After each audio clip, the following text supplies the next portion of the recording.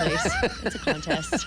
How you doing, Hayley? I'm doing all right. How are you? Hey, we had the fair last week, and there was a lot of folks out, and Yeah. that deal at the end there where they raised that money for the Elliott. Is it Elliott? Elliott family was just Ellett, yeah. was Amazing. Yeah. He's actually a fair board member and tried really hard, although he wasn't able to do a lot. Really the fair takes a whole year of planning, and he had to miss a lot as far as that goes, but he came out as often as he could during the fair, and he worked hard. And his wife, Mrs. Ellett's a teacher at the junior high, and people really rallied for them. Yeah. I don't know what the final numbers are. Have you seen the final numbers? No, yet? not with the add-ons. I heard it was, what did I hear? 790 something or something like that. I can't remember some number I heard before add-ons. Yeah. So huge. It's another record breaker. Yeah. So those kids work hard. They really do. But yeah, it was a good week. And the fair board, this fair board's pretty great. They're a bunch of kind of youngish guys who have some vision for growing the fair and having a greater impact on the community, and kind of shaking things up a bit. And it's a process. Yeah. But they're definitely on their way. The concert they had on Friday night, was it?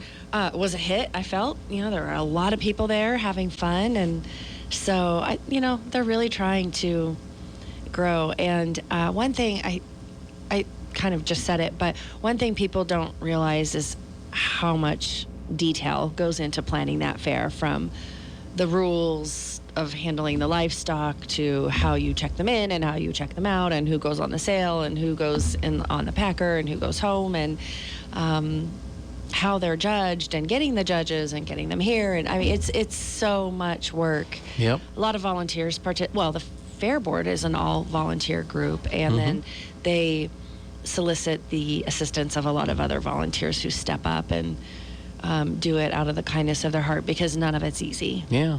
None of it's easy. Yeah. They work hard. They do, and I think we had good viewer numbers. A lot of people were watching. That's awesome. Online, and that's another thing that we're happy to be able to figure out and do. That's a big deal. It wasn't super hot this year, but I can remember in years past when it was very, very hot, and it's hard that, we do sheep and goats, so that's what I know the best. The sheep show is in the morning, and it goes until noon or afternoon, so it's hours. Yep. And you see a lot of grandparents sitting out there, and that's hard on those hard bleachers and in the heat and the dirt and whatever. So having you as an alternative is fabulous. Or for people who are out of town. Right.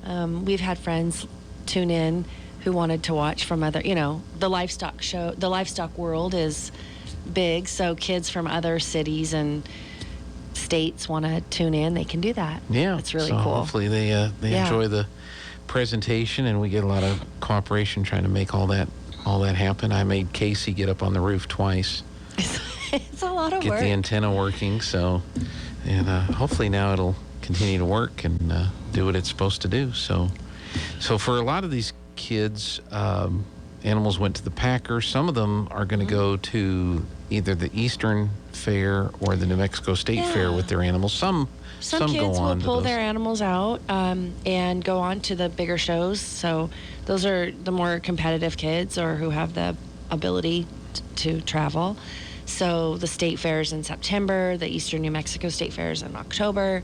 There are even national shows that some kids will go to in Denver and Arizona, Phoenix, Louisville, Kentucky, Kansas City. So some kids, not very many from here, but some kids will travel to those shows as well. Yeah. And that's always a fun experience too. It's a whole different level. Oh yeah. Competition for sure. You think this is tough? Wait till. Yeah, you have the best of the best from all over. Yeah, it's pretty cool. And so. the judges probably are, another notch. Although some of them are, yeah. Although I will say that Eddy County brings really great judges here, and Eddy County in the livestock world is known to be a very, very competitive county fair. So, Good. yeah. Good. Well, Yeah, very competitive, which is great. Yeah. No, Yeah. I'd love to be a part of it. So, Hayley is here from the Chamber of Commerce. What are you guys hearing from folks on this this little virus deal that's going around? You kind of sit in on chambers meetings and stuff like that, and we're hearing all the different things that are coming down from different entities. We mentioned the UNM vaccination deal, the mask mandates that schools are going to have to be dealing with. What are you kind of hearing in the chamber world? Well, I will say, unfortunately, I've missed the last couple weeks of chamber meetings because Really? No. Yeah, believe it or not, unfortunately. But I will say that just from the folks that I've talked to and sort of man on the street type of situations, Right. I feel like a lot of people are sort of expecting us to get locked down, unfortunately expecting us to get locked down to some degree again. I think that in general, the schools, I'm not talking about our schools, just in general, superintendents know that it's going to be the state is putting them in a very difficult situation to enforce mask wearing and verifying vaccinations and all that. It's a difficult situation for them to be in. It's just another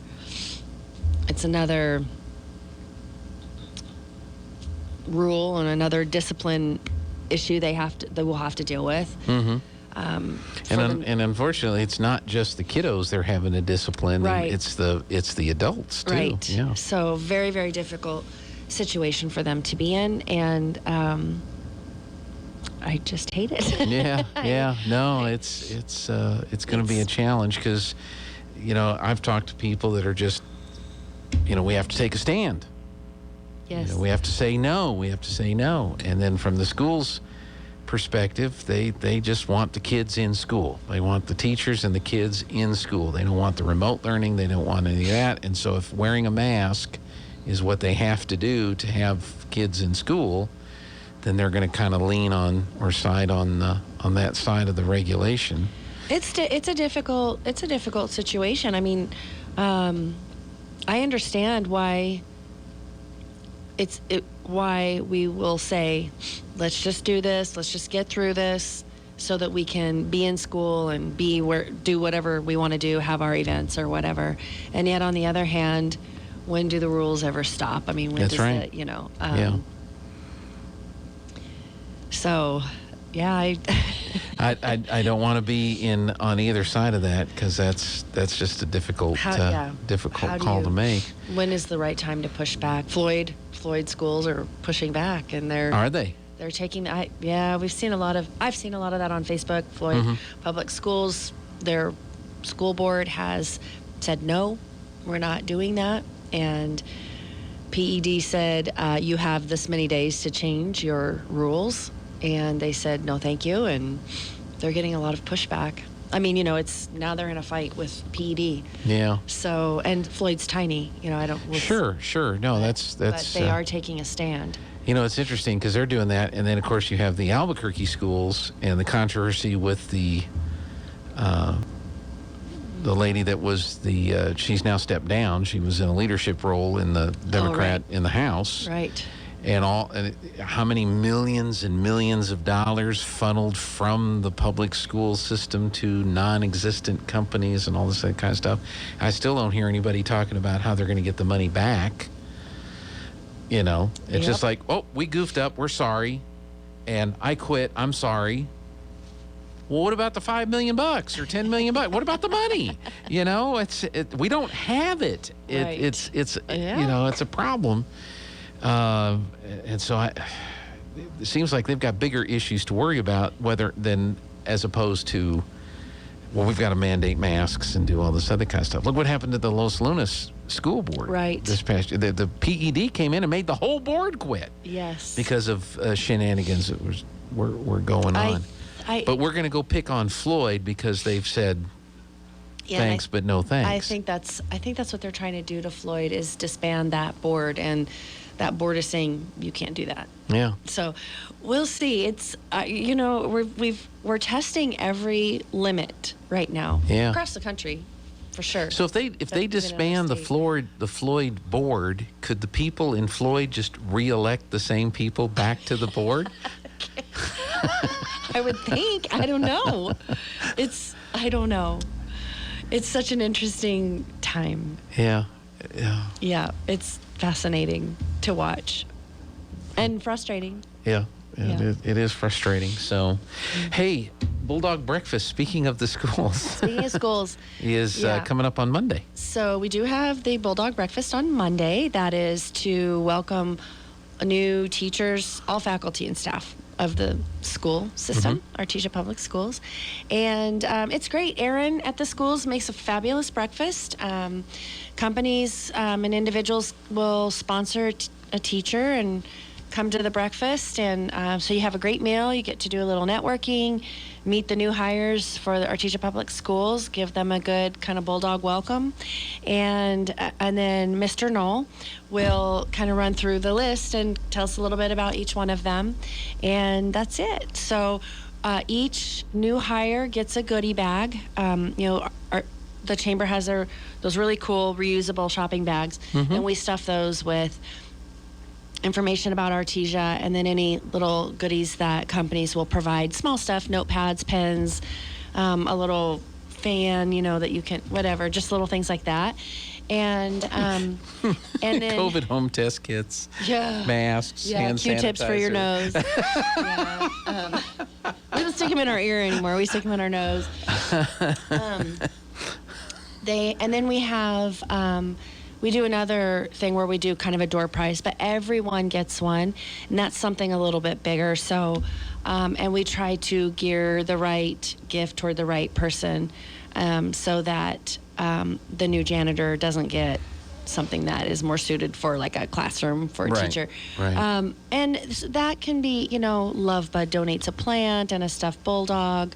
We've Michelle McPherson donates a few Meditations of a Bulldog books, so that's really cool. Stuff like that. So something a little bit bigger. We've had little car kits or self-defense kits for folks, a stadium seat, that kind of thing. So we are still short on door prizes. Okay. If you have something laying around or something really cool that you'd like to pass on to welcome a new teacher or any new hire at the schools, we would be so appreciative. We're looking at, we've been shooting for 50. It may be just a tad less than that. The schools are still hiring, and they will be hiring up until Monday morning. So we'll probably even be on that, but the breakfast is Monday morning. So, so anyway, if you've got something, we would be so thankful for a door prize. Excellent. Get a hold of, I guess, Jessica over at the chamber. Jessica's out this week. Okay. So you can call the chamber, and I will be happy to talk to you. Okay. Rob might answer the phone as well, or you can just come on in and drop it off. We'll make sure you get the credit, and you'll be listed on the sponsor list and all of that. So Excellent. We would be very thankful for any door prize. And then if you do have other things that you'd like to drop down in the goodie bags, it's never too late for that. But we definitely need some door you're prizes. anticipating around 50 people that you're going to be giving gift bags to? About 50, about that? yeah. So, About 50. And like I said, it may be just a touch less than that, but we are planning for 50 just in case, since we don't know how many more they'll hire this week. Right. Yeah. But they're working on it. They are working on it, and they do have positions still. So that's something else you can ask about, too, and doing that. All right, Yes. we need to take a break. Sure. We'll be back. Hayley is here from the chamber, and we've got more coming up on the Good Morning Artesia radio show right after this.